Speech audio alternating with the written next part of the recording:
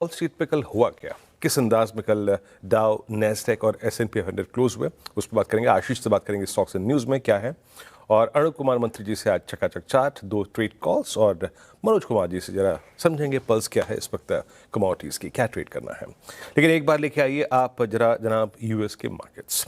आते हैं हम कुछ देर में निफ्टी बैंक पे आएंगे, आशीष से बात करेंगे SIN पे, बट यूएस मार्केट डाउ बैकफुट पे 41 अंक नीचे, नैस्डैक लगभग 137 अंक नीचे और S&P 500 लगभग 10 अंक नीचे रहा।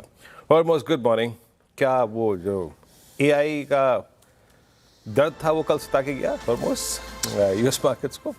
गुड मॉर्निंग वीरू भाई। दर्द तो अभी भी है, चाहे आप उसे एक ग्लास हाफ फुल की तरह ले तो शायद उतना नहीं था जितना शुक्रवार को था, मगर दर्द तो था। हाँ। और उसी के कारण नैस्डैक और सारे बाजार आप कह लीजिए कि ऊपरी स्तरों से गिरकर ही बंद हुए हैं। डाउ में भी लगभग 260 अंक ऊपरी स्तरों से गिरावट देखने मिली, जबकि ये सारे टेक स्टॉक्स डाउ का हिस्सा है भी नहीं। और नैस्डैक ने अंडर परफॉर्म करा, आधे % से ज़्यादा की गिरावट देखने मिली। लेकिन अमूमन जैसे आप एक बड़े इवेंट से पहले एक सीमित दायरे में कामकाज देखते हैं, उसी तरह से सीमित दायरे में कामकाज हुआ।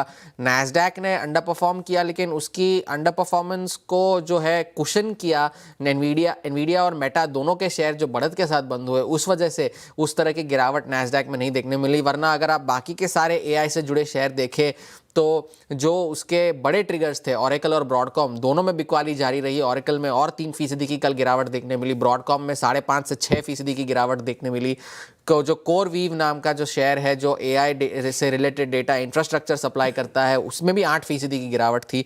तो दर्द कहीं से ढकने के आसार तो नज़र नहीं आए हैं, और बड़े इवेंट से पहले वॉल स्ट्रीट पर सावधानी बनी हुई है। अब इस AI की थीम को लेकर एनालिस्ट थोड़े से डिवाइडेड है। RGA इन्वेस्टमेंट्स ने एक नोट निकाली कल, जिसमें उन्होंने ये कहा कि AI एक प्रॉमिसिंग थीम ज़रूर है, लेकिन इस वक्त कुछ स्टॉक्स के वैल्यूएशन ऐसे है जैसे ऐसा लग रहा हो मानो कि उन्होंने पहले से ही सारे रिजल्ट्स डिलीवर कर दिए हो, प्रोडक्टिविटी बड़ी बढ़िया हो, वगैरह वगैरह। और दूसरी तरफ मार्क हैकेट नाम के एनालिस्ट है नेशन वाइड के, उन्होंने ये लिखा है कि जो फिलहाल जो मसले चल रहे हैं AI को लेकर के, वो कंपनी स्पेसिफिक मसले हैं, ना कि इंडस्ट्री वाइड है। आप उसे एक पूरे इंडस्ट्री को इससे आप ब्रश ना करें, वो ज़्यादा मुनासिब होगा। और मार्केट सिर्फ एक रिकैलिब्रेशन कर रहा है कि लीडर्स की तरफ ज्यादा उनका रुझान बढ़ रहा है, और जो लैगार्ड्स है, जो अंडर परफॉर्मर्स है, जो सेंटिमेंट्स पे चल गए थे, उनमें थोड़ी सी रीसेटिंग हो रही है। टेस्ला के शेयरों में कल एक आउट परफॉर्मेंस देखने मिली, 3.5% चढ़कर बंद हुआ, और 2025 के सबसे ऊंचे स्तरों पर अब अपने रिकॉर्ड स्तरों से सिर्फ 1% दूर है। और वो इसलिए क्योंकि इलॉन मस्क ने कल इस बात की पुष्टि की कि जो ड्राइवरलेस रोबो टैक्सी है वो उसके टेस्टिंग चल रही है टेक्सास में, तो काफ़ी जल्द है वो उसके ऑफिशियल लॉन्च भी हो सकता है। आज का बड़ा ट्रिगर नॉन फार्म पेरोल्स है, जैसे आप कह रहे थे। जॉब्स रिपोर्ट आज शाम को 7 बजे आनी है भारतीय समय अनुसार। 50,000 के अनुमान है नौकरियां जुड़ने के, और ये नवंबर के महीने का डेटा है, डिलेड डेटा है। और बेरोजगारी की दर जो है वो 4.5% पर रहने के अनुमान अर्थशास्त्रियों ने लगाए हैं। और मॉर्गन स्टैनली ने कल एक नोट में एक बात कही कि हम US के बाजार जो है अब फिर से जो गुड इज बैड और बैड इज गुड वाले दौर में पहुंच जाए। यानी कि अगर खराब डेटा आया जॉब्स रिपोर्ट की तो उस पर बाजार को थोड़ा सा सपोर्ट मिल सकता है, क्योंकि फेड में ब्याज दरों में कटौती के रुझान और बढ़ सकते हैं। तो ये एक बात मॉर्गन स्टैनली ने कही। रूस और यूक्रेन को लेकर के अब आगे बातचीत चल रही है, ये कहते हुए डोनाल्ड ट्रंप ने भी कहा कि काफ़ी सारे मसलों को सुलझा लिया गया है। और साथ ही साथ काफ़ी सारे यूरोपियन यूनियन के जो नेता है उन्होंने भी ये कहा कि अब क्रिसमस तक एक शांति समझौते का जो अगर होना है तो वो अब रूस के हवाले है। The ball is in Russia's court.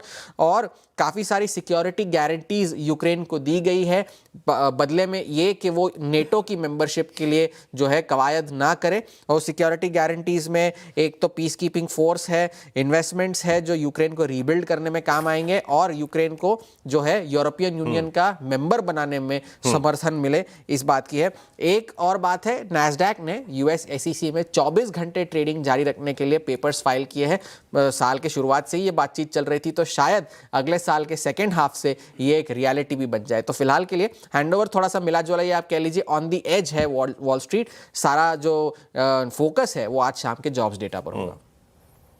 जी हाँ, सारा फोकस जो है वो आज शाम के जो जॉब डेटा है उस पर होगा। हरमोज बहुत बहुत शुक्रिया। हरमोज ने बात करते करते एक बात कही कि अच्छा बुरा है सच्चा अच्छा। तो अब तो हमें प्राइस पे फोकस करना पड़ेगा। इसका मतलब अब कैसी क्लोजिंग कल या फिर आज रात को यूएस मार्केट्स देते हैं। हैंड ओवर अगर आप देखें, it entirely depends upon that job report. और बस बहुत बहुत शुक्रिया आपका इस पूरी बातचीत के लिए और प्रकाश डालने के लिए यूएस मार्केट की प्राइस परफॉर्मेंस पे। डॉक्टर साहब एक बार प्लीज स्क्रीन पे लिखाइए फ्यूचर्स, यूएस फ्यूचर्स। हालांकि फिर एक बार यहाँ कहनी ज़रूरी है कि उस जॉब रिपोर्ट के बाद यूएस मार्केट्स का रिएक्शन कैसा होता है ये एंटायरली डिफरेंट होगा, वो डेटा डिपेंडेंट होगा। पर as of now it's Dow futures करीब 45 अंक नीचे, एस&पी फ्यूचर्स लगभग 13 अंक नीचे और नैस्डैक जो कि थोड़ा सा कमजोर दौर से गुजर रहा है 91 अंक नीचे ट्रेड करता हुआ।